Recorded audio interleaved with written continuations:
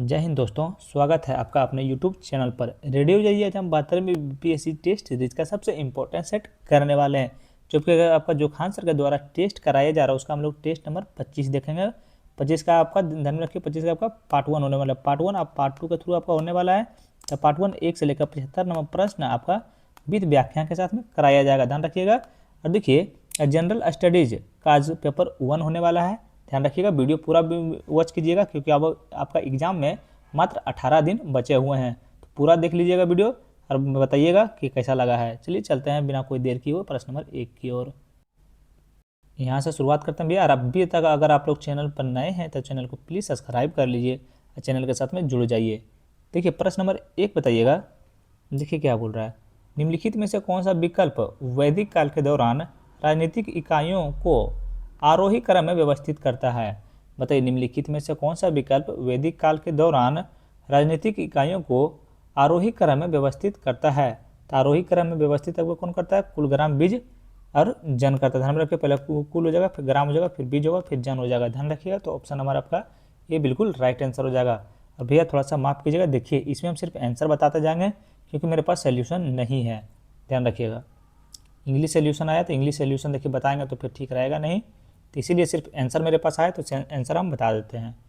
बताइए, निम्नलिखित में से कौन सा दर्शन भारतीय दर्शन की अस्तित्व रूढ़िवादी परंपरा के अंतर्गत वर्गीकृत नहीं है। बताइए, निम्नलिखित में से कौन सा दर्शन भारतीय दर्शन की अस्तित्व रूढ़िवादी परंपरा के अंतर्गत वर्गीकृत नहीं है। तो वर्गीकृत को नहीं, तो चवार्क जो है आपको वर्गीकृत नहीं है, ध्यान में रखिएगा। ऑप्शन नंबर सी आपका बिल्कुल सही उत्तर हो जाएगा। अब वीडियो को 1.10 पे देखिएगा या फिर 0.15x पे देखिएगा भैया, तो ज़्यादा बढ़िया रहेगा। चलिए बताइएगा, 3 नंबर प्रश्न आपका है।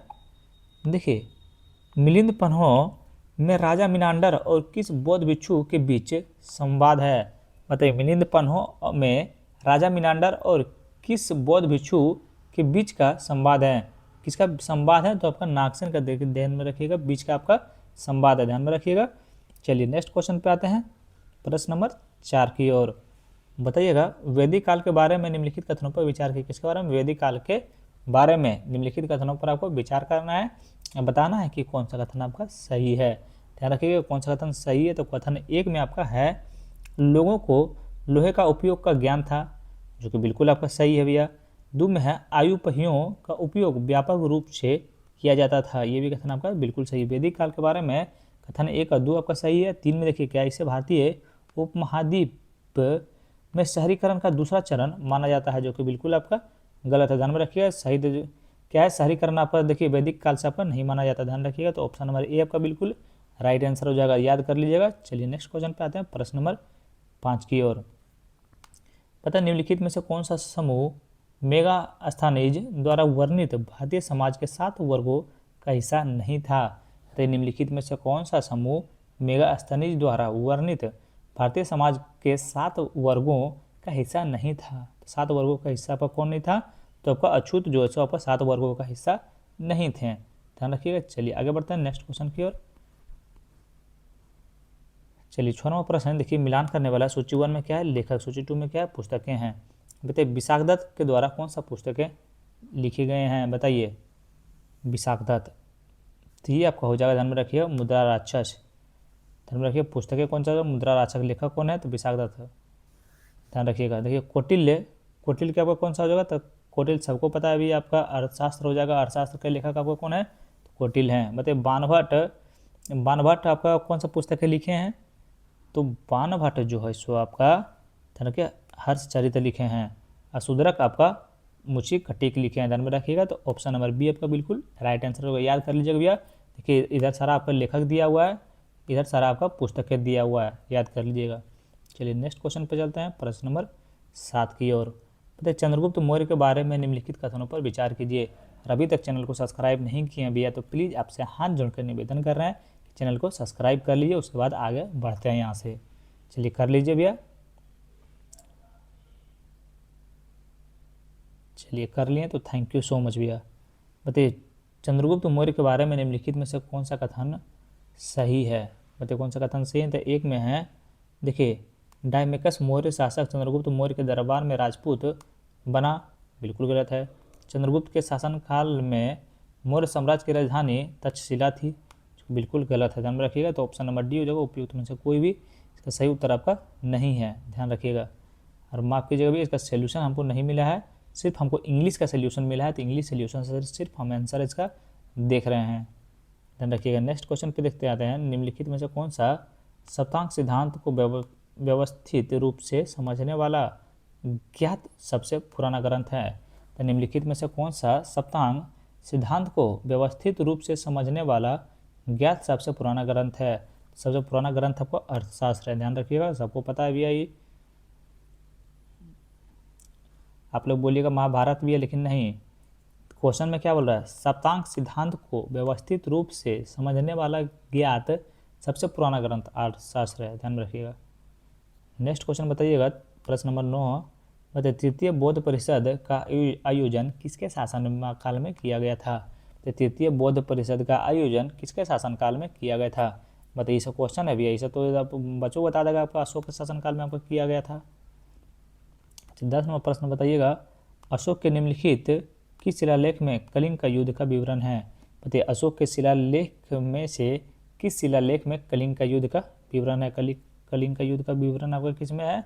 तो आपका शिलालेख 13 में है, ध्यान रखिएगा और याद रखिएगा। चलिए नेक्स्ट क्वेश्चन पर चलते हैं, प्रश्न नंबर 11 की ओर। बताइए, अष्टप्रधान मंत्रिपरिषद किस शासक के प्रशासन में सहायता करती थी? बताइए, अष्टप्रधान मंत्रिपरिषद किस शासक के प्रशासन में सहायता करती थी? तो किस में सहायता करती थी? आपका शिवाजी को प्रधान। देखिए, शिवाजी अष्टप्रधान मंत्रिपरिषद शासक को प्रशासन में सहायता करती थी, ध्यान में रखिएगा। नेक्स्ट क्वेश्चन चलते हैं, प्रश्न नंबर 12, निम्नलिखित में से भक्ति संतों को सही कालानुक्रम का चयन कीजिए। किसके बोल रहा है? निम्नलिखित में से भक्ति संतों के सही कालानुक्रम का चयन कीजिए। सही कालानुक्रम का चयन करना है तो कौन सा हो जाएगा? पहले हो जाएगा कबीर, उसके बाद हो जाएगा गुरु नानक, उसके बाद होगा चैतन्य, उसके बाद हो जाएगा मीराबाई। तो कहाँ ये? तो आपका ऑप्शन नंबर देखिए, कबीर हो गया, गुरु नानक हो गया, चैतन्य हो जाएगा, उसके बाद मीराबाई हो जाएगा। ऑप्शन नंबर डी आपका बिल्कुल राइट आंसर हो जाएगा, ध्यान में रखिएगा। भक्ति संतों को आपका सही क्रम में चुनना था। चलिए नेक्स्ट क्वेश्चन पे आते हैं, प्रश्न नंबर 13 की ओर।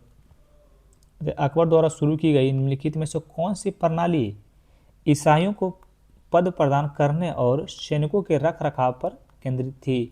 बताइए, अकबर द्वारा शुरू की गई निम्नलिखित में से कौन सी प्रणाली ईसाइयों को पद प्रदान करने और सैनिकों के रख रखाव पर केंद्रित थी? सैनिकों के रख रखाव पर आपका केंद्रित थी, तो ये आपका मनसबदारी प्रणाली, ध्यान में रखिएगा। तो ऑप्शन नंबर बी आपको बिल्कुल राइट आंसर हो जाएगा। नेक्स्ट क्वेश्चन पे आते हैं, प्रश्न नंबर 14 की ओर। बताइए, पुर्तगालियों के बारे में निम्नलिखित निम्नलिखित कथनों पर आप लोग को विचार करना है, बताना है कि कौन सा कथन आपका सही है और कितने सही हैं। देखिएगा, एक में आपका पुर्तगाली व्यापार के लिए भारत आने वाले पहले यूरोपीय थे, क्या एक सही है? तो स्टेटमेंट 1 आपको बिल्कुल करेक्ट है, ध्यान में रखिए। 2 में आपका देखिए, भारत में पुर्तगाली शक्ति का वास्तविक संस्थापक फ्रांसिस्को डी अल्मीडा थे, जो कि बिल्कुल ये इनकरेक्ट है, ध्यान में रखिए, बिल्कुल गलत है। देखिए, अगर इसका सही उत्तर हम लोग देखेंगे तो क्या हो जाएगा? देखिए, Francisco de Almeida was the first victory of the Portugal India and played a critical role in assembling Portugal influence in the Indian Ocean, however, the more deserved figure in the power of the establishing in the Martin Empire।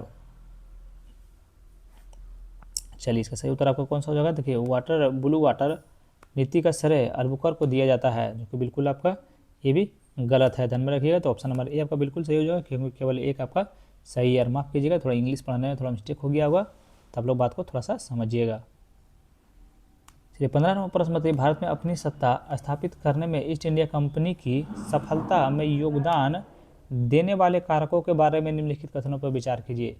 बताइए, भारत में अपनी सत्ता स्थापित करने में east India company की सफलता में योगदान देने वाले कारकों के बारे में निम्नलिखित कथनों पर विचार कीजिए, और कौन सा कथन सही है ये आप लोग को बताना है। देखिए, कथन 1 में भारतीय आबादी के बीच संयुक्त आबादी राष्ट्रवादी भावना का अभाव था, जो कि कथन 1 आपका बिल्कुल सही है। क्या है? कथन 1 आपका बिल्कुल क्या है? एक सेकंड, आंसर देखना पड़ गया, तो बिल्कुल सही है। 2 में है कंपनी की सेना पश्चिमी तकनीकों में प्रकाशित थी और उन्नत हथियारों से सुसज्ज थी, जो कि बिल्कुल आपका ये भी सही है। ध्यान रखिएगा, 3 में भारतीय सैनिक प्रायः विश्वघाती होते थे तथा बेहतर वेतन के लिए पक्ष बदल लेते थे, जो कि बिल्कुल आपका गलत है। ध्यान रखिएगा, तो 1 और 2 आपका सही होगा। ऑप्शन नंबर सी आपका राइट आंसर हो जाएगा। नेक्स्ट क्वेश्चन पे आते हैं, प्रश्न नंबर 16 की ओर।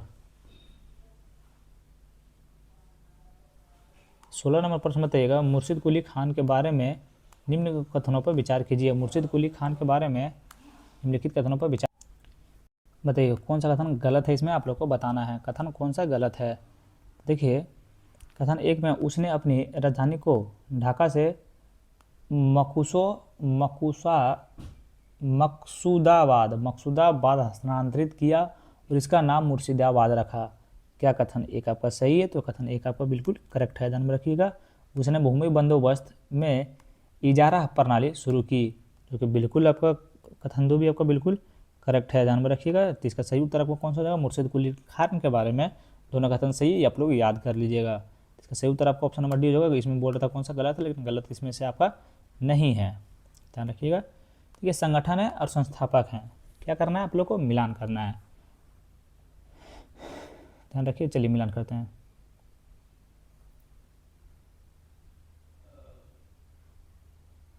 चलिए देखिए, 1 में आपका है ब्रह्म समाज। ब्रह्म समाज आपका क्वेश्चन ब्रह्म समाज के संस्थापक में बिना आंसर देखिए बताइए, ब्रह्म समाज के संस्थापक कौन है? तो राजा राम मोहन राय हैं। चलिए बताइए, तत्वबोधिनी सभा के संस्थापक कौन है? तो ये आप बोलिएगा देवेंद्रनाथ टैगोर हैं। देवेंद्रनाथ टैगोर हैं। बताइए, भारतीय ब्रह्म समाज के संस्थापक कौन है? बिना देखे बनाइए, केशव चंद्र सेन है। केशव चंद्र सेन है। एक सेकंड रुकिए, और कट का रहा है। केशव चंद्र सेन है। बताइए, 4 में साधारण ब्रह्म समाज के संस्थापक कौन है? तो आनंद मोहन बोस हैं। ध्यान रखिए, इसका सही उत्तर आपको कौन सा हो जाएगा? तो ऑप्शन नंबर सी आपका बिल्कुल राइट आंसर हो जाएगा। इसको थोड़ा सा आप लोग याद कर लीजिएगा। अभी तक चैनल को सब्सक्राइब नहीं किया भैया तो प्लीज़ चैनल को सब्सक्राइब कर लीजिए।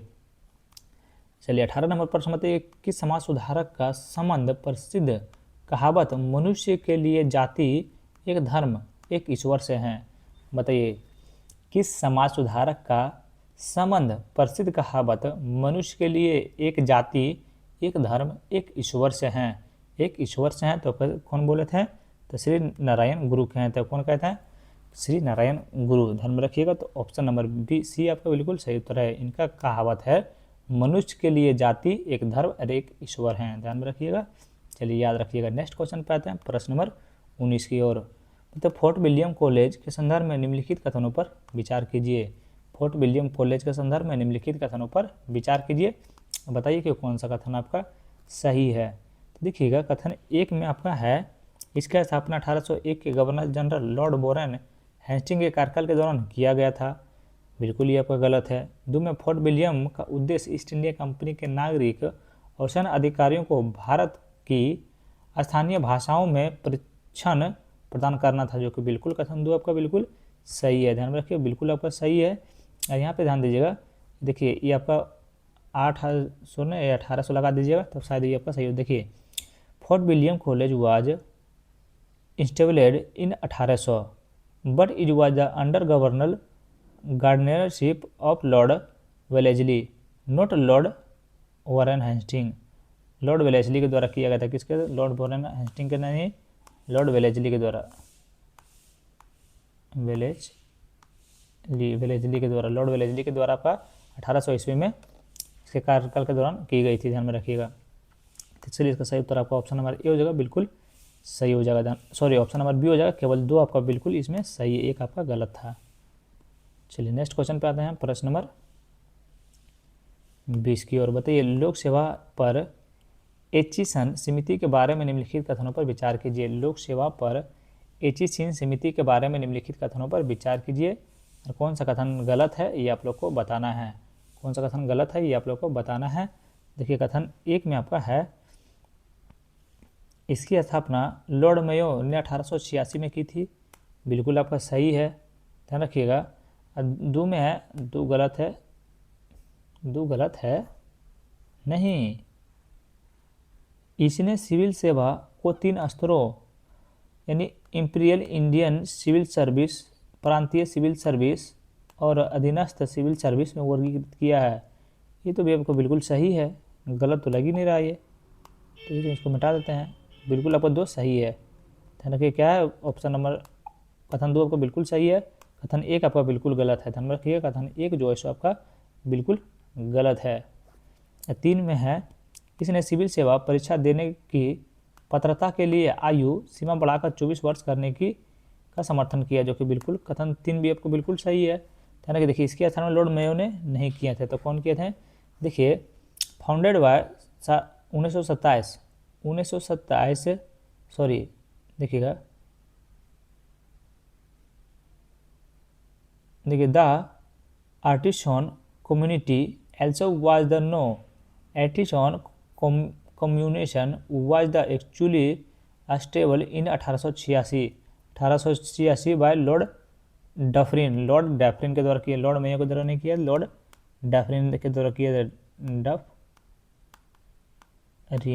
डफरिन के द्वारा किया गया था। ध्यान में रखिए 1886 में, याद रखिएगा। चलिए नेक्स्ट, अगर कहीं मिस्टेक हो रहा होगा तो थोड़ा सा हम माफ़ी चाहते हैं। तो ऑप्शन नंबर ए आपका बिल्कुल सही उत्तर हो जाएगा। ध्यान रखिएगा 2 और 3 आपको तो बिल्कुल सही है, वो काट ही नहीं सकता। जो सोल्यूशन में आपका लिखा हुआ है वही हम आंसर आप लोग को बता रहे हैं। सूची 1, सूची 2, सूची 1 में क्या महिला संगठन है और 2 में है नेता। क्या करना है? मिलान करना है। चलिए बहुत ही बढ़िया क्वेश्चन है, चलिए मिलान करते हैं। देखिए 1 में आपका अखिल भारतीय महिला सम्मेलन, चलिए मिलान कीजिए। तो इनका नेता कौन थे? तो इनका नेता आपका देखिए मार्गरेट कंजिंस थे। कौन थे आपका? मार्गरेट कंजिंस थे। तो यानी ये हो जाएगा आपका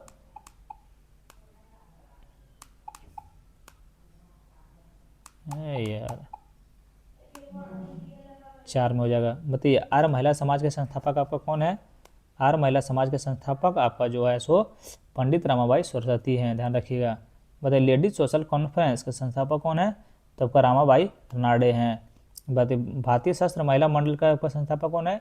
तो सरला देवी चौधरानी है। ध्यान रखिएगा। तो ये आपका हो जाएगा 4 में। इसलिए कौन सा सही उत्तर हो जाएगा? तो ऑप्शन नंबर ए आपका बिल्कुल राइट आंसर हो जाएगा। नेक्स्ट क्वेश्चन पे चलते हैं, पर उसको याद कर लीजिएगा भैया, इसको थोड़ा सा आप लोग याद कर लीजिए, बहुत बढ़िया क्वेश्चन है, थोड़ा सा याद कर लीजिए और जब तक चैनल को सब्सक्राइब कर लीजिएगा एक बार।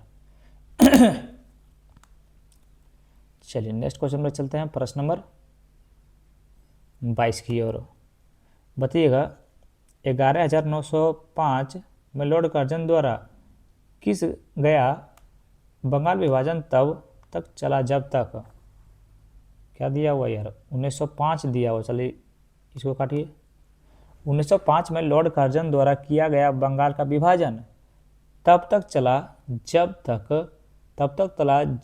1111 में दिल्ली में शाही दरबार में किंग जॉर्ज प्रथम ने कर्जन अधिनियम को निरस्त कर दिया था। ध्यान में रखिएगा। ऑप्शन नंबर बी आपका राइट आंसर हो जाएगा। ध्यान रखिएगा। देखिए क्या बोल रहा है? 1905 में लॉर्ड कर्जन द्वारा किया गया बंगाल का विभाजन तब तक चला जब तक 1911 में दिल्ली में शाही दरबार में किंग जॉर्ज प्रथम ने कर्जन अधिनियम को निरस्त कर दिया। ध्यान रखिएगा। तो ऑप्शन नंबर बी आपका बिल्कुल सही उत्तर हो जाएगा। नेक्स्ट क्वेश्चन पे चलते हैं। प्रश्न नंबर कितना होगा? तो प्रश्न नंबर आपका 23 होगा। बताइए सूरत विभाजन के बारे में निम्नलिखित कथनों पर विचार कीजिए। किसके बारे में? सूरत विभाजन के बारे में निम्नलिखित कथनों पर आप लोग को विचार करना और कौन सा कथन सही है ये आप लोग को बताना है। देखिए कथन 1 में आपका है 23वीं कांग्रेस सत्र की अध्यक्षता को लेकर विवाद के कारण 1907 के सूरत अधिवेशन में भारतीय राष्ट्रीय कांग्रेस में विभाजन हो गया। चूँकि कथन 1 आपका जो है सो बिल्कुल सही है, बिल्कुल गलत है नहीं भैया, बिल्कुल सही है। धोखा खा जाते हैं आप लोग तुरंत एकदम। 2 में आपका नरमपंथी ने अध्यक्ष पद के लिए पहला लाला लाजपत राय का, जबकि गरमपंथी में रासबिहारी घोष का समर्थन किया। क्या कहता है? एक सेकंड रुकिए। और आपसे देखिए भैया जहाँ जहाँ आपको जो इम्पोर्टेंट लिखा हुआ रहेगा उस पर हम थोड़ा सा लाइन मारेंगे, बाकी सब पे लाइन हम नहीं मारेंगे। ठहरिए। क्या बोला? नरमपंथी के अध्यक्ष पद के लिए लाला लाजपत राय का, जबकि गरमपंथी ने रासबिहारी घोष का समर्थन किया। क्या किया? समर्थन किया। जो कि कथन 2 भी आपका बिल्कुल क्या है? बताइए। कथन 2 आपका बिल्कुल सत्य है नहीं, बिल्कुल गलत है। ध्यान रखिएगा। चलिए आगे बढ़ते हैं। 3 में देखिए अतंत रासबिहारी घोष को अध्यक्ष के रूप में चुना गया, जिससे कांग्रेस के भीतर गरमपंथी और नरमपंथी और गर्मपंथी के बीच विभाजन हो गया, जो कि बिल्कुल आपका ये तो कथन 2 सही है। ध्यान रखिए सूरत विभाजन के संबंध में कथन 1 और 3 आपका बिल्कुल सही है। चलिए आगे बढ़ते हैं। प्रश्न नंबर, इसका सही उत्तर कौन सा होगा? 1 और 3, 1 और 3 आपका ऑप्शन नंबर सी में है। चलिए नेक्स्ट क्वेश्चन पे आते हैं, प्रश्न नंबर 24 की ओर। बताइए, कांग्रेस ने अपने पतन की ओर बढ़ रही है, भारत में रहते हुए मेरी सबसे बड़ी महात्वाकांक्षा इसे संपूर्ण ढंग से समाप्त करने में सहायता करना इसका उदाहरण है। ध्यान रखिए, इसका थोड़ा सा माफ़ कीजिएगा, थोड़ा सा सही से नहीं पढ़ पाए इसीलिए थोड़ा सा माफ़ी चाहते हैं। चलिए देखिए फिर से पढ़ते हैं। कांग्रेस अपने पतन की ओर बढ़ रही है और भारत में रहते हुए मेरी सबसे बड़ी महत्वाकांक्षा इसे शांतिपूर्ण ढंग से समाप्त करने में सहायता करना है, इसका उदाहरण है। इसका उदाहरण आपका लॉर्ड कर्जन है। ध्यान रखिएगा। अगला 25 नंबर प्रश्न बताइएगा, भारतीय राष्ट्रीय कांग्रेस के निम्नलिखित किस अधिवेशन में M.K. गांधी ने पहली बार भाग लिया था? पहली बार भाग लिए थे तो ये आपका कोलकाता अधिवेशन 1901 में पहली बार गांधी जी ने अपना भाग लिए थे। ध्यान रखिएगा और याद रखिएगा। अगला नंबर प्रश्न बताइएगा, सांप्रदायिक पुरस्कार में शुरू में दलितों के लिए 71 सीटें आवंटित की गई है, लेकिन पुनः पैक्ट में यह संख्या कितना बढ़ा दी गई है? बताइए यह संख्या कितना बढ़ा दी गई है? तो ये संख्या जो है सौ का 148 बढ़ा दी है। 71 से डायरेक्ट 148 बढ़ाया गया था। ध्यान रखिएगा। चलिए नेक्स्ट क्वेश्चन पे चलते हैं, प्रश्न नंबर 27 की ओर।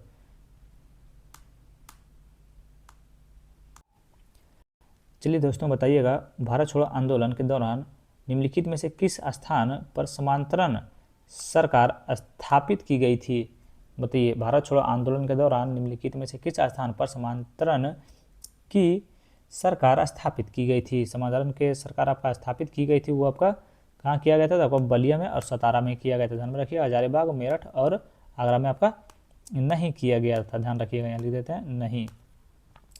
चलिए आगे बढ़ते हैं। इसका सही उत्तर आपका ऑप्शन नंबर ए हो जाएगा, 1 और 2। भारत छोड़ो आंदोलन के दौरान निम्नलिखित में से किस स्थान पर समांतरण सरकार स्थापित की गई थी? तो आपका बलिया और सतारा में स्थापित समांतरण सरकार स्थापित की गई थी, याद रखिएगा।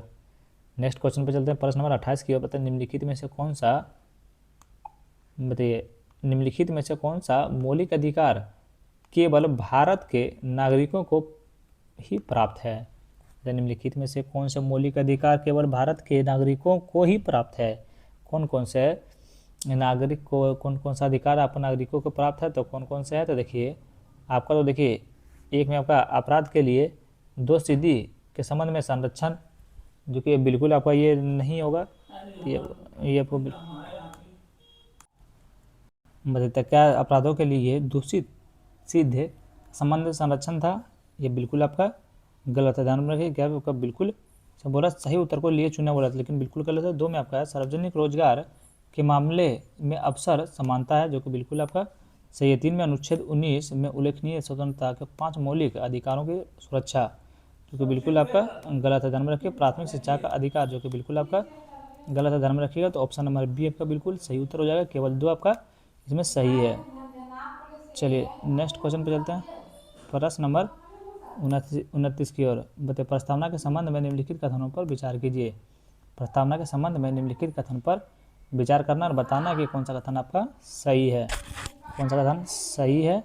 देखिए, 1 में यह प्रकृति में न्यायोचित अर्थात इसके प्रावधानों को न्यायालयों में लागू किया जा सकता है, जो कि बिल्कुल आपका गलत है। 2 में है आपका, यह ना तो विधायिका को शक्ति प्रदान करने में स्रोत का है, ना ही विधायिका की शक्ति पर प्रतिबंध है। क्या बोल रहा है? 2 में ध्यान से सुनेंगे तो बिल्कुल सही है। यह ना तो विधायिका को शक्ति प्रदान करने का स्रोत है और न ही विधायिका की शक्ति पर प्रतिबंध है। ध्यान में रखिएगा, प्रतिबंध है, तो बिल्कुल आपका सही हो जाएगा।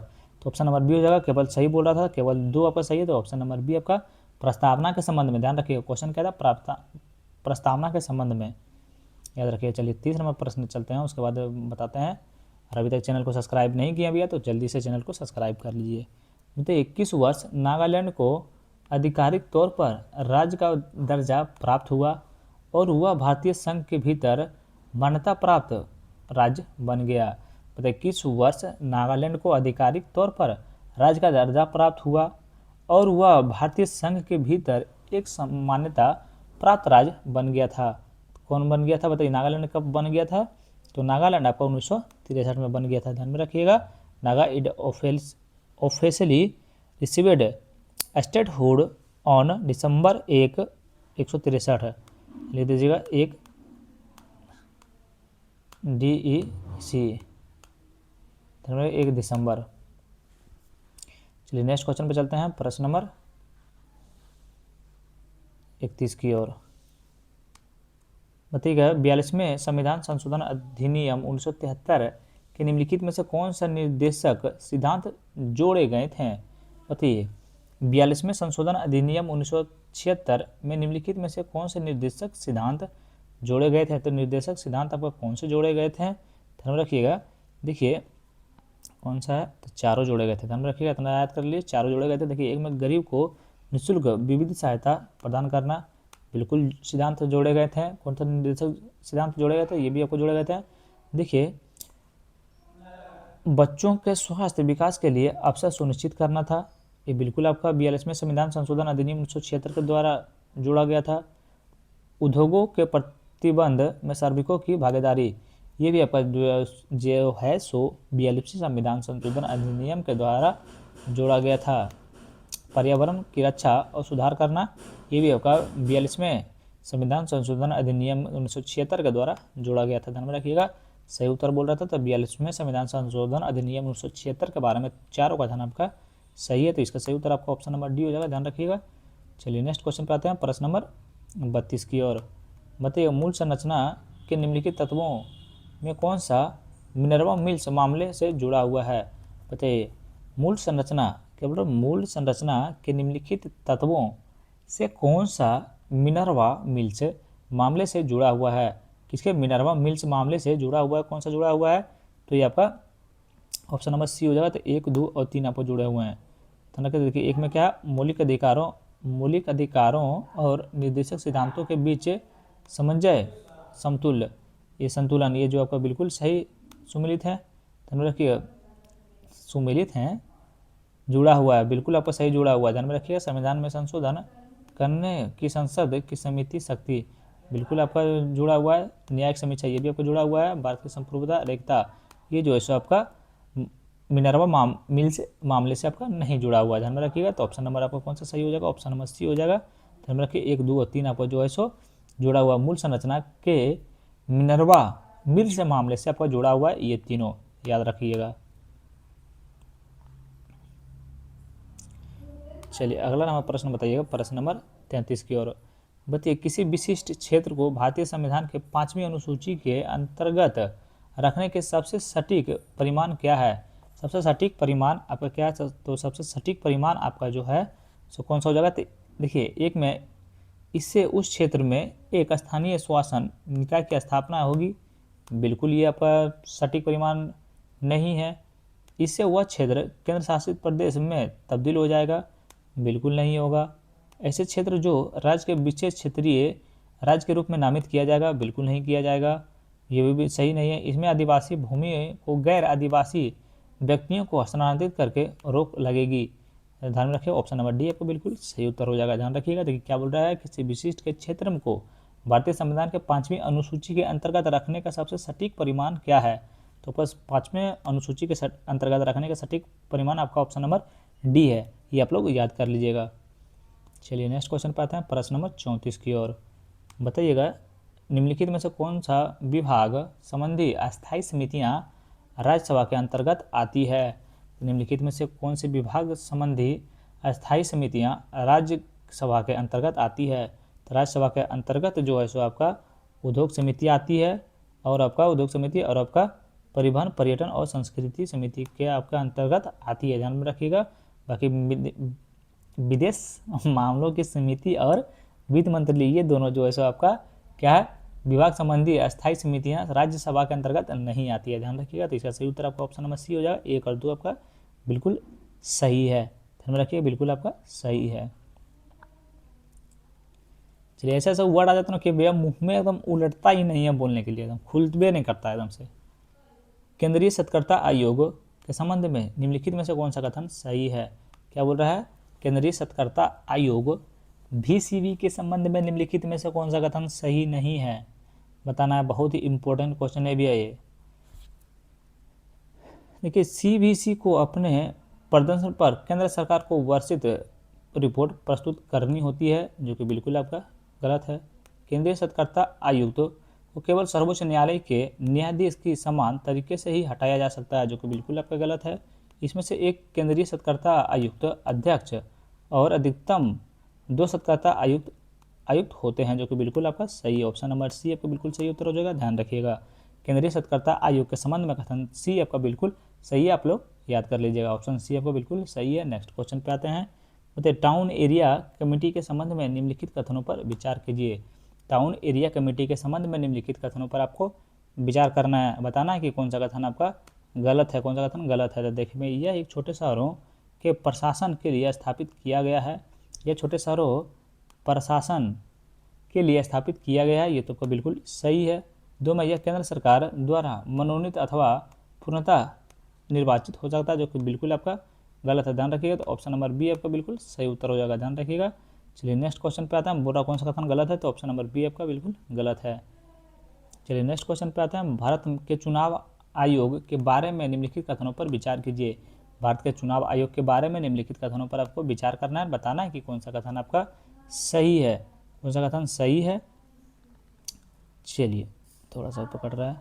देखिए, तो एक में मुख्य चुनाव आयुक्त और अन्य चुनाव आयुक्तों की नियुक्ति राष्ट्रपति द्वारा की जाएगी, जो कि बिल्कुल आपका सही है। भारत के चुनाव आयोग के बारे में कथन 1 आपका बिल्कुल सही है। कथन 2 में संविधान के चुनाव आयोग के सदस्यों के कार्यकाल निर्दिष्ट किया है, जो कि बिल्कुल आपका गलत है। 3 में वे 6 वर्ष का कार्यकाल 65 वर्ष की आयु तक कार्य करते हैं, जो कि बिल्कुल आपका सही है, ध्यान रखिएगा। तो इसीलिए इसका सही उत्तर भारत के चुनाव आयोग के बारे में 1 और 3 आपका बिल्कुल सही है। चलिए ध्यान रखिएगा। चलिए नेक्स्ट क्वेश्चन देखते हैं, प्रश्न नंबर 39 की ओर 38। बताइए, गणपूर्ति के संबंध में निम्नलिखित कथनों में से कौन सा कथन सही है। गणपूर्ति के संबंध में कौन सा कथन सही है, ये आप लोग को बताना है। देखिए, किसी बैठक के वैध होने के लिए उपस्थित होने हेतु आवश्यक न्यूनतम सदस्यों की संख्या, और सही उत्तर कौन सा हो जाएगा। देखिए, किसी बैठक के वैध होने के लिए उपस्थित होने हेतु आवश्यक न्यूनतम सदस्यों की संख्या। देखिए, माफ़ कीजिएगा, थोड़ा सा ये हमको समझ में नहीं आया, तो थोड़ा सा आप लोग याद कर लीजिएगा। सोल्यूशन नहीं रहता तो फिर मज़ा नहीं आता पढ़ाने में। निम्नलिखित कथनों पर विचार कीजिए। कौन सा कथन आपका गलत है, ये आप लोग को बताना है। देखिए, एक में वर्तमान लोकसभा के वे सदस्य हैं जो कई लोकसभा के लिए पुनः निर्वाचित नहीं हुए, उन्हें हैमडक कहा जाता है। क्या कथन 1 आपका सही है, तो कथन 1 आपका जो है बिल्कुल करेक्ट है। कथन 2 में शून्य प्रश्नकाल के ठीक बाद शुरू होता है और तब तक जारी रहता है जब तक सदन के दिन के लिए अपने निर्धारित एजेंडे पर विचार नहीं कर लेता है, जो कि बिल्कुल आपका सही है, ध्यान रखिए। कथन 2 भी आपका बिल्कुल सही है। तो दोनों कथन आपको याद करना है। बोला था कि कौन सा कथन आपका गलत है, लेकिन गलत आपका एक भी नहीं है, दोनों आपका सही है, ध्यान में रखिए। दोनों आपका सही है, तो ऑप्शन नंबर डी हो जाएगा, इसमें कोई भी गलत आपका नहीं है। चलिए नेक्स्ट क्वेश्चन पे आता है, प्रश्न नंबर 40 की ओर। पता है, निम्नलिखित में से कौन सा 3 मार्च 1919 को दरभंगा राज्य के मैदान में स्थापित बोझा एसोसिएशन से जुड़ा हुआ नहीं था। तो निम्नलिखित में से कौन 3 मार्च 1919 को दरभंगा राज्य के मैदान में स्थापित बॉयज एसोसिएशन से जुड़ा हुआ नहीं था। कौन जुड़ा हुआ आपका नहीं था, तो बाबा लाल हेम्ब्रम जो है आपका देखिए बॉयज एसोसिएशन से आपका जुड़ा हुआ नहीं था। नेक्स्ट क्वेश्चन पे चलते हैं, प्रश्न नंबर 41 की ओर। चंपारण में किसानों की स्थिति की जांच करने के लिए चंपारण कृषि समिति के नामक 6 सदस्यीय जांच समिति का गठन किसकी अध्यक्षता में किया गया था। बताइए, इसके गठन आपको किसकी अध्यक्षता में किया गया था, ध्यान में रखिएगा। देखिए, जो जो पॉइंट पे है उस पर हम टिक मार दिए हैं। चंपारण में किसानों की स्थिति की जांच करने के लिए चंपारण कृषि समिति नामक 6 सदस्यीय जांच समिति का गठन किसकी अध्यक्षता में किया गया था। बताइए, किसकी अध्यक्षता में आपका किया गया था, तो ये आपका जो है FG सिलाई की आपका अध्यक्षता में किया गया था, ध्यान में रखिएगा। तो ऑप्शन नंबर डी आपका बिल्कुल सही उत्तर हो जाएगा, ध्यान रखिएगा। चलिए नेक्स्ट क्वेश्चन पे आते हैं, प्रश्न नंबर 42 की ओर। निम्नलिखित कथनों पर विचार कीजिए। उपयुक्त कथन बिहार के किस प्रमुख व्यक्तित्व के से संबंधित हैं, मतलब किस प्रमुख व्यक्तित्व से संबंधित है। ये कथन जितना भी आपका यहाँ तक ये लिखा हुआ है, इसको बताना है कि आपका किस व्यक्ति से आपका ये संबंधित हैं, ये याद रखिएगा। देखिए, एक में भागलपुर में बिहार के प्रांतीय सम्मेलन का 12वां सत्र जिनकी अध्यक्ष में आयोजित किया गया था, जहां उन्हें हिंदी में भाषण भी दिया था, चूँकि बिल्कुल आपका किस व्यक्ति से संबंधित है, पहले पूरा कथन पढ़ लीजिए। उन्हें नेशनल कॉलेज में प्रिंसिपल नियुक्त किया गया था और उन्हें गांधी जी के सहयोग आंदोलन के तहत अपनी वकालत छोड़ दी थी। क्योंकि किस व्यक्ति से आपका तीनों कथन जुड़ा हुआ है, तो तीनों कथन जो है सो आपका राजेंद्र प्रसाद से जुड़े हुए हैं। याद रखिएगा चीज़, किससे जुड़े हुए हैं, तो राजेंद्र प्रसाद से जुड़े हुए हैं। देखिए, the above statements refer to Rajendra Prasad, he is the president of over 12th session of the Bihar.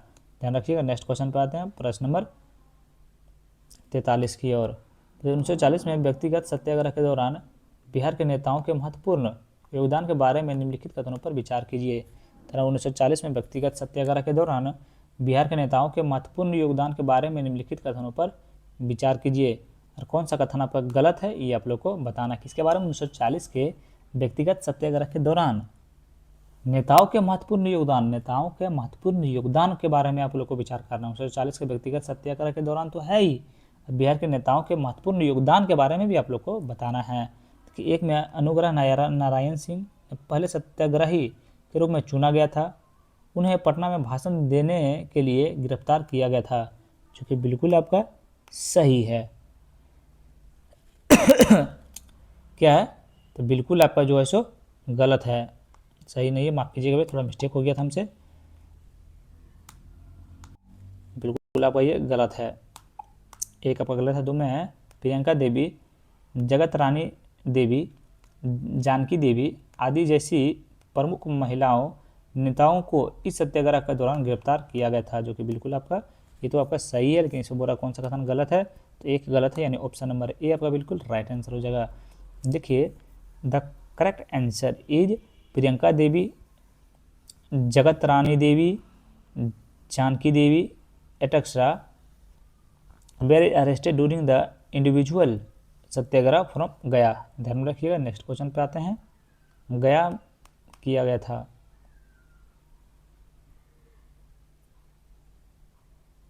ये लोग को गया से गिरफ्तार किया गया था शायद। कर्नाट वंश किस शासक के कर्नाट कुल भाषण की उपलब्धि धारण की? बताइए, कर्नाट वंश किस शासक ने कर्नाट कुल भाषण की भूषण की उपाधि धारण की? माफ कीजिएगा, भूषण की उपाधि धारण की थी। कर्नाट वंश के किस शासक ने कर्नाट कुल भूषण की उपाधि धारण की थी? तो आपका नन्यदेव जो है सो आपका कर्नाट कुल भूषण की उपाधि धारण किए थे। ध्यान रखिएगा। चलिए नेक्स्ट क्वेश्चन पे आते हैं। बिहार के मुगल प्रशासन के संबंध में निम्नलिखित कथनों पर विचार करना है, बताना कि कौन सा कथन आपका सही है। किसके बारे में? बिहार में मुगल शासन के संबंध में निम्नलिखित कथनों पर आप लोग को विचार करना है। तो देखिए, इनमें से कौन सा सही है? बिहार के मुगल गवर्नर मान सिंह ने पाटलिपुत्र को अपनी राजधानी बनाया। शाहजहां ने अपने बाज बहादुर को कुली खान की उपाधि दी। ये दोनों गलत है इसमें, तो ऑप्शन नंबर डी आपका राइट आंसर हो जाएगा। चलिए नेक्स्ट क्वेश्चन पे चलते हैं। प्रश्न नंबर आपका जैसे ही देखिए तो तुरंत एकदम खुला फील्ड में उतर जाइए। 46 नंबर प्रश्न आपको एग्जाम में बहुत कम दिन बचा हुआ है भैया, आज से आपका 18 दिन बचा हुआ। काउंटडाउन आप शुरू कर लीजिए। प्रतीक है जीवन की घटनाएं हैं, जीवन की आपका घटनाएं हैं। चलिए इसको क्या करना है, कितने युग में आपका सुमिलित नहीं है, मतलब इसमें कौन सा आपका सुमिलित नहीं है, ये आप लोग को बताना है। चलिए बताइएगा। देखिए बहुत बढ़िया क्वेश्चन है, कौन कौन सा सुमिलित नहीं है, ध्यान रखिएगा। देखिए, हाथी रिलेटेड ऑफ बुद्ध जन्म, एवरी मदर बॉम्ब, कौन सा सुमिलित नहीं है? 1, 2 और 3 आपका सुमिलित नहीं। बोधि वृक्ष ज्ञान, ये आपका बिल्कुल सही सुमिलित है, ध्यान रखिएगा। तो ऑप्शन नंबर ये आपका सही सुमिलित है। बाकी कौन सा सही युग में आपका सुमिलित नहीं है? तो 1, 2 और 3 आपका बिल्कुल सही सुमिलित नहीं है। देखिए, हाथी हो जाएगा। हाथी जो देखिए related to entry in the mother's womb, ध्यान में रखिएगा। देखिए अब भूमि स्पर्श हो जाएगा। भूमि स्पर्श का किसको? The birth of Buddha is related lotus, देखिए घोड़ा सा हो जाएगा, ध्यान रखिए हॉर्स इज रिलेटेड टू गृह त्याग, ध्यान रखिएगा। चलिए नेक्स्ट क्वेश्चन पे चलते हैं। तो इसमें कौन सा सुमिलित नहीं, तो ऑप्शन नंबर डी जो है सो पर तीनों 1 2 3 आपका सुमिलित नहीं है, ध्यान रखिएगा। नेक्स्ट क्वेश्चन देखते हैं प्रश्न नंबर 47 की ओर। भारत की पहली रेलवे लाइन 6 अप्रैल 1853 सॉरी भारत में पहली रेलवे लाइन 6 अप्रैल 1853 को बम्बई से थाने तक शुरू हुई, फिर धीरे धीरे देश के अन्य हिस्सों में फैल गई। इस संबंध में बिहार की पहली रेलवे लाइन किन 2 स्टेशन के बीच बनाई गई थी, बताइए भैया।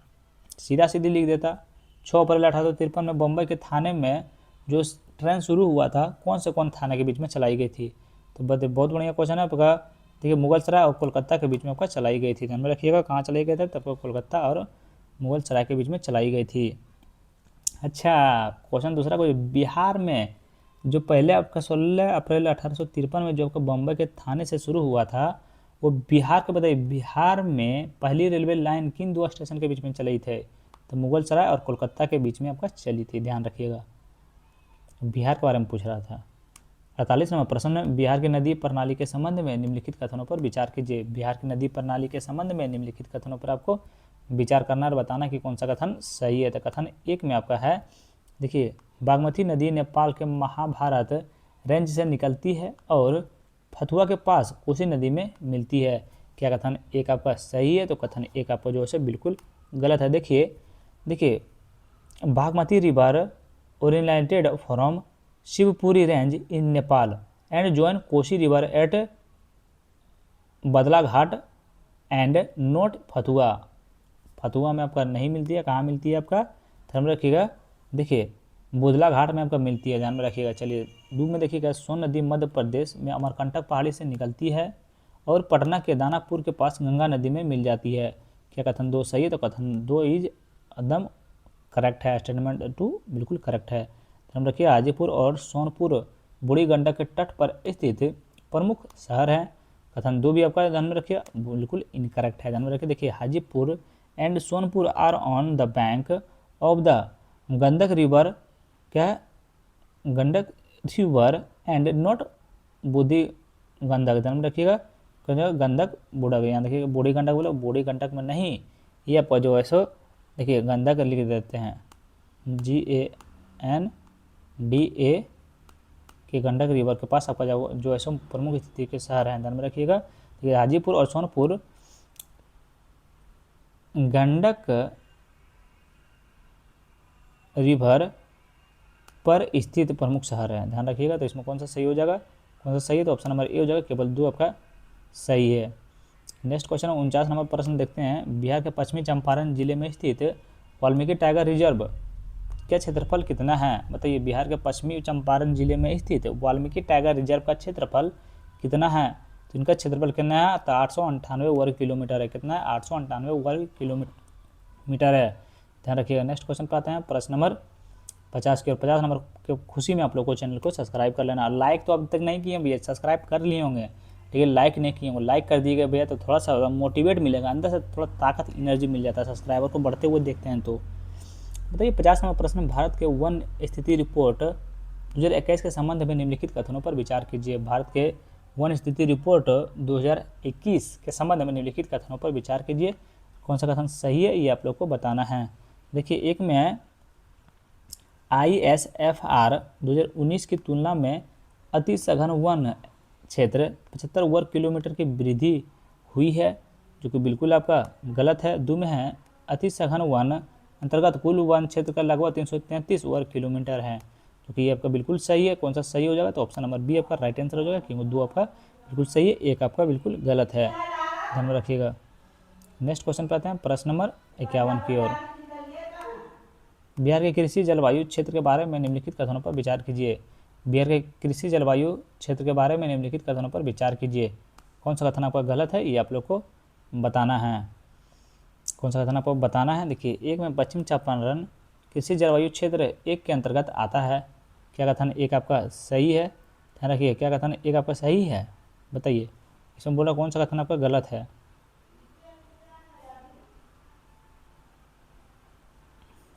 तो बिल्कुल आपका सही है।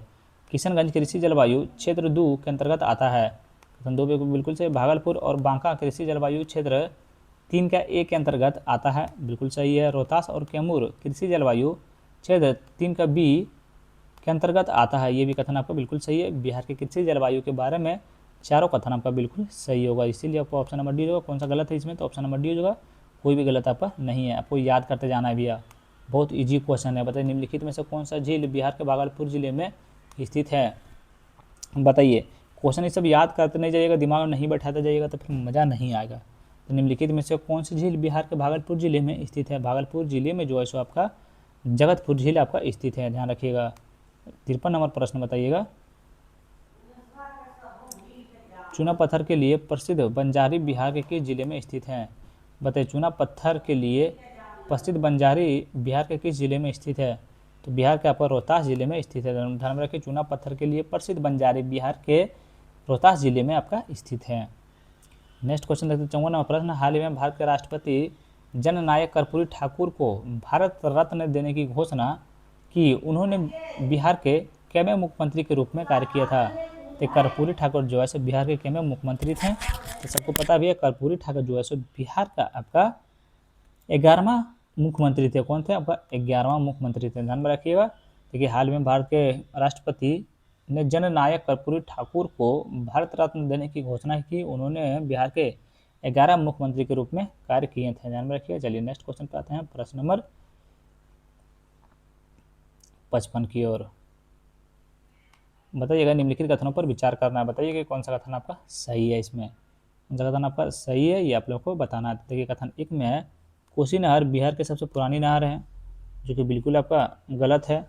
देखिए, सोन कैंसल नोट कोसी नदी, क्या हो जाएगा, सोन कैनल, सोन कैनल हो जाएगा यहाँ पे, सोन canal, Son SONE,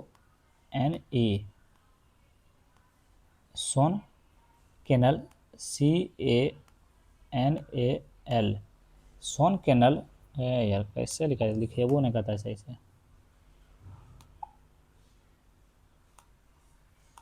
SONE, Son CANAL, Son canal not Kosi canal is the oldest canal of Bihar. ध्यान में रखिए, सब बिहार के सबसे पुरानी नहर आपका सोन नहर है, ध्यान में रखिएगा। 2 में आपका चीनी उद्योग बिहार के सबसे पुरानी उद्योग हैं, क्या कथन 2 आपका सही है, तो कथन 2 आपका बिल्कुल सही है। कथन 3 में है, बिहार के भूमध्य सागरीय प्रकार जलवायु है, जिसमें से बिहार के किशनगंज जिले में अधिकतम वर्षा होती है, जो कि कथन 3 आपका बिल्कुल गलत है। बिहार में के पश्चिम चंपारण जिले में डेवलप डी अरे यार मुंह में नहीं उड़ता भी आता, कौन सी करे बताइए। तो बिहार के पश्चिमी चंपारण जिले में पिडमोंट दलदली मिट्टी पाई जाती है, जो कि कथन 2 आपका बिल्कुल सही है, ध्यान में रखिएगा। तो कौन सा कथन सही हो जाएगा, 2 और 4, 2 और 4 आपका ऑप्शन नंबर बी में है। चलिए नेक्स्ट क्वेश्चन देखते हैं, 56वां प्रश्न। देखिए, मजुसा चित्रकला शैली मुख्य रूप से बिहार के किस जिले में प्रसिद्ध है। बताइए, मजुसा चित्रकला शैली मुख्य रूप से बिहार के किस जिले में स्थित हैं, तो बिहार के जो है सबको भागलपुर जिले में स्थित है, ध्यान रखिएगा। नेक्स्ट क्वेश्चन पर आता है 57वां प्रश्न, झारखंड राज्य के गठन के बाद बिहार में कितने जिले बचे रह गए हैं। बताइए, झारखंड राज्य के गठन के बाद बिहार के कितने जिले बचे रह गए हैं, कितने जिले बचे रह गए थे, तो आपका 36 जिले जो है आपका बचे रह गए, ध्यान में रखिएगा। झारखंड राज्य के गठन के बाद बिहार में कितने जिले बचे रह गए थे, तो 37 जिला बचा था, लेकिन वो अभी बढ़ा है 38 जिला आपका। 58वां प्रश्न, बिहार की पहली बार राष्ट्रपति शासन कब लगाया गया था। बताइए, अब क्या इसका आंसर बताएं, बताइए, तो बताने का भी मन नहीं करता है। बिहार के पंचायती राज अधिनियम 2006 के अनुसार स्थानीय चुनावों में महिला उम्मीदवारों को कितना प्रतिशत आरक्षण दिया गया है, कितना प्रतिशत आपका आरक्षण दिया गया है, तो आपका जो है सो 50% आरक्षण आपका दिया गया था, ध्यान में रखिएगा। बहुत इजी क्वेश्चन आ रहा है भैया, 1 लाइनर क्वेश्चन आ रहा है तो नहीं समझ में आ रहा है, तो इतना समझने में क्योंकि वाली बात है कि भैया एकदम इजी क्वेश्चन आ रहा है। निम्नलिखित में से कौन सा भारतीय रिजर्व बैंक के कार्य नहीं है, निम्नलिखित में से भारतीय रिजर्व बैंक का कार्य कौन सा नहीं है, सही उत्तर को आप लोग को चुनने बोल रहा है, ध्यान में रखिएगा। देखिए कथन, चलिए तो कौन सा कथन सही है, बताइए कौन सा कथन सही। देखिए, इसके पास 1 रुपये के नोट और सिक्के को छोड़कर मुद्रा नोट जारी करने का विशेष अधिकार है, जो कि बिल्कुल सही है। यह केंद्र और राज्य सरकारों दोनों के लिए बैंकिंग एजेंट और वित्तीय सलाहकार के रूप में कार्य करता है, जो कि बिल्कुल सही है। यह अनुसूचित वाणिज्यिक बैंकों का अंतिम ऋणदाता के रूप में कार्य करता है, जो कि बिल्कुल सही है। आरबीआई की भूमिका अंतर्राष्ट्रीय व्यापार को बढ़ावा देने में सहायता होती है, जो कि बिल्कुल आपका सही है। ध्यान में रखिए। रिजर्व बैंक के बारे में आपका पूछा गया, उसका क्या कार्य है। ये चारों आपका रिजर्व बैंक का कार्य है, आप लोग याद कर लीजिएगा। देखिए बहुत वीवीआई क्वेश्चन है, यहाँ से आपका क्वेश्चन बन जाएगा। यहाँ लिखा हुआ सेट में VVI question, option number D हो जाएगा। बताइए, आरबीआई ने हाल ही में बैंकों के छोटे ऋण देने के लिए प्रेरित करने हेतु अपने प्राथमिकता क्षेत्र की दिशा निर्देश को अद्यतन किया है, जिनमें से निम्नलिखित ऋण देना शामिल है। ऋण देना आपका शामिल है, किसमें शामिल है तो आपका ध्यान में रखिएगा। देखिए आपका चारों में शामिल है, शिक्षा में शामिल है, आवास में शामिल है, नवीनीकरण ऊर्जा में शामिल है, सामाजिक बुनियादी ढांचा आपका शामिल है। 62 नंबर प्रश्न बताइएगा, इसका आंसर आप लोग प्लीज कमेंट बॉक्स में बताइएगा। ध्यान रखिएगा, हर बार 2 क्वेश्चन हम छोड़ते हैं भैया, तो इसका आंसर आप लोग कमेंट बॉक्स में बताइएगा। उसका अरे वो इसका 30,000। भारत में वित्तीय दर नीति किस वर्ष शुरू की गई थी? भारत में विनिमय दर नीति किस वर्ष शुरू की गई थी? तो आपका 1993 में शुरू किया गया था। विनिमय दर जो है सो भारत में विनिमय दर आपका 1993 में शुरू किया गया था। चलिए इसका आंसर आप लोग प्लीज कमेंट बॉक्स में बताइएगा। ध्यान में रखिएगा, 61 और 64, सॉरी 62 और 64 का आप लोग को आंसर कमेंट बॉक्स में बताना है। चलिए 65 नंबर प्रश्न बताइएगा, भारत में भुगतान संतुलन में पूंजी खाते में निम्नलिखित में से कौन सा शामिल है? तो भारत में भुगतान संतुलन के पूंजी खाते में निम्नलिखित में से कौन से शामिल है? कौन सा आपका शामिल है तो आपको बताइए कौन सा शामिल है। तो आपका जो है सो देखिए आपका विदेश प्रत्यक्ष निवेश आपका शामिल है, उसके बाद आपका बैंकिंग पूंजी आपका शामिल है, उसके बाद आपका ऋण जो है सो आपका शामिल है। ध्यान रखिएगा, तो ऑप्शन नंबर बी आपका बिल्कुल राइट आंसर हो जाएगा। नेक्स्ट क्वेश्चन पे आते हैं। 66 नंबर प्रश्न, थोक मूल्य सूचकांक के संबंध में निम्नलिखित में से कौन सा कथन सही है? थोक मूल्य सूचकांक के संबंध में निम्नलिखित में से कौन सा कथन आपका सही है? तो बताइए कौन सा कथन सही है, लेकिन यहाँ बोल रहा कौन सा कथन गलत है। तो इसका आंसर हम स्टार मार देते हैं, इसको हम छोड़ देते हैं। उसमें सही बोल रहा है या गलत बोल रहा है। चलिए ऑप्शन से पता चल जाएगा कि कौन सा सही है या फिर कौन सा गलत है, ये चीज़ बढ़िया रहेगा। बताइए, इसमें प्राथमिक वस्तुएं उच्च भार योगदान करती है, ये तो भी आपका बिल्कुल क्या है, बिल्कुल आपका ये गलत है। दूसरा, यह वाणिज्य और उद्योग मंत्रालय में आर्थिक सलाहकार का कार्य द्वारा जारी किया जाता है, क्योंकि बिल्कुल आपका ये तो आपका देखिए सही है। दो में आपका अखिल भारतीय थोक मूल्य सूचकांक WPI का आधार वर्ष 2011-12 है। कथन 3 जो है सो आपका बिल्कुल सही है। कथन 4 में यह CPI के विपरीत सेवा की कीमतों में उतार चढ़ाव को ध्यान नहीं रखता है, ध्यान नहीं रखता है। कथन 4 भी आपका जो है बिल्कुल सही है। ध्यान रखिए, थोक मूल्य सूचकांक WPI के संबंध में कथन 2, 3 और 4 आपका सही, 2, 3 और 4, यानी इसमें बोल रहा कौन सा कथन गलत है, तो केवल एक कथन आपका गलत है, यानी ऑप्शन नंबर ए आपका बिल्कुल राइट आंसर हो जाएगा। बाकी याद रखिएगा भैया, देखिए थोक मूल्य सूचकांक WPI के संबंध में 2, 3 और 4 आपका सही है। चलिए नेक्स्ट क्वेश्चन पे चलते हैं, प्रश्न नंबर 67 की ओर। बताइए, प्रति व्यक्ति आय के संबंध में निम्नलिखित में से कौन सा कथन सही है? ये प्रति व्यक्ति आय के संबंध में निम्नलिखित में से कौन सा कथन आपका सही है? ध्यान रखिए, तो देखिए ऑप्शन ए से हम लोग स्टार्ट करते हैं। किसी देश की कुल आय उनकी जनसंख्या से विभाजित करके प्रति व्यक्ति औसत आय का अनुमान लगाया जाता है, क्योंकि बिल्कुल आपका सही है। ध्यान में रखिएगा, क्या बिल्कुल आपका सही है। फर्स्ट स्टेप में सही मिल गया तो क्या करें अब।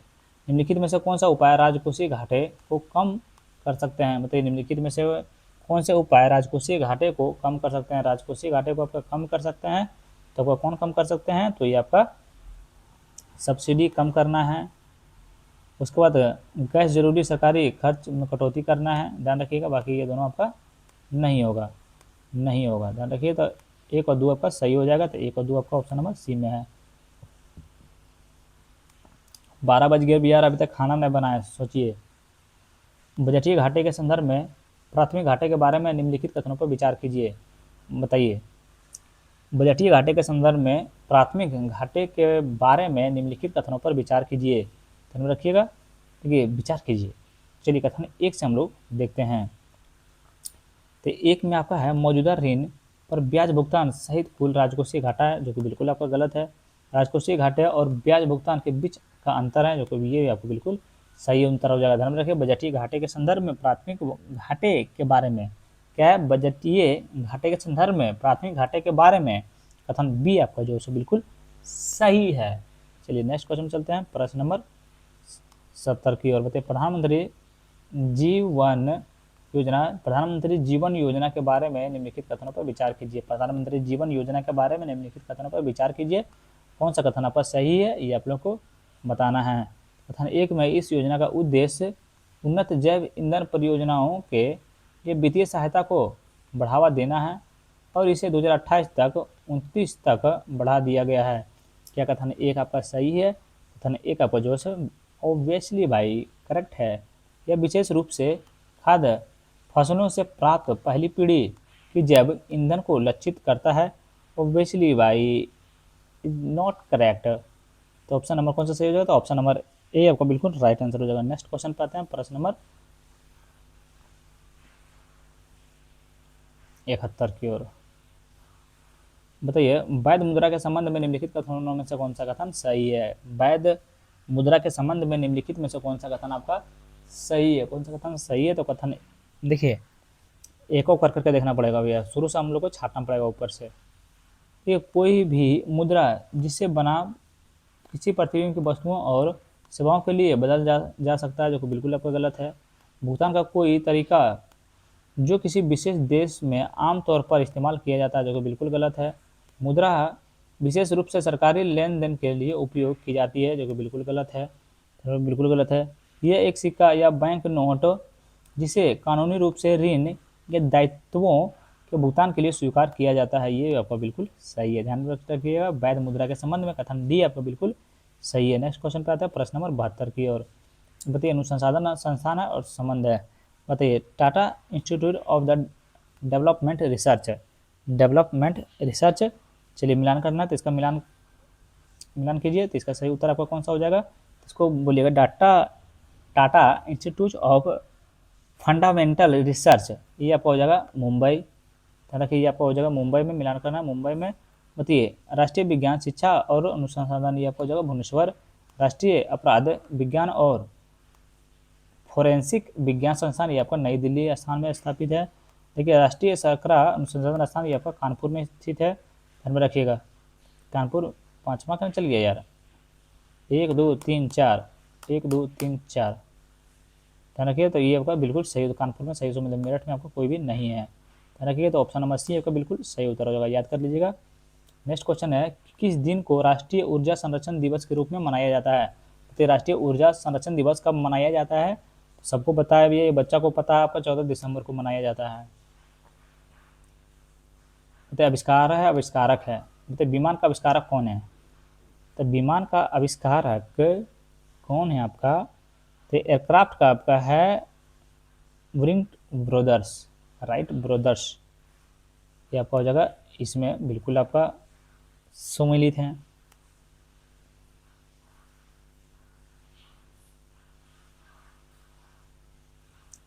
बताइए, बॉल पाइन पेन लुइस तो वाटरमैन बिल्कुल आपका नहीं आविष्कारक है। फाउंटेन पेन लेस्लो वीरो, ये आपको बिल्कुल सही सम्मिलित नहीं है। हेलीकॉप्टर एग्रो सरोस्की, बिल्कुल आपका सिरोस्की, बिल्कुल ये आपका सही उत्तर हो जाएगा, बिल्कुल सही सम्मिलित है। ध्यान में रखिएगा। देखिए, विमान का आविष्कारक कौन है? राइट ब्रदर्स है। हेलीकॉप्टर का आविष्कारक कौन है? तो ईगो सोस्की है। ध्यान में रखिएगा। चलिए नेक्स्ट क्वेश्चन पे आते हैं, प्रश्न नंबर 75 की ओर।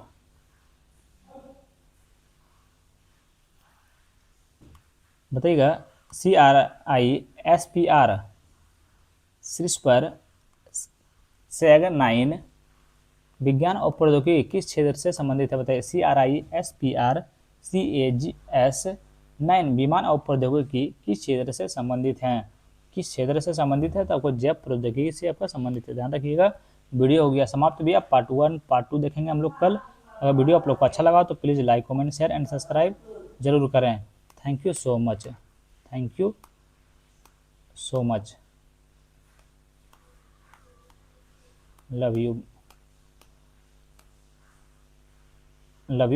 भाई एवं बहनों, थैंक यू सो मच।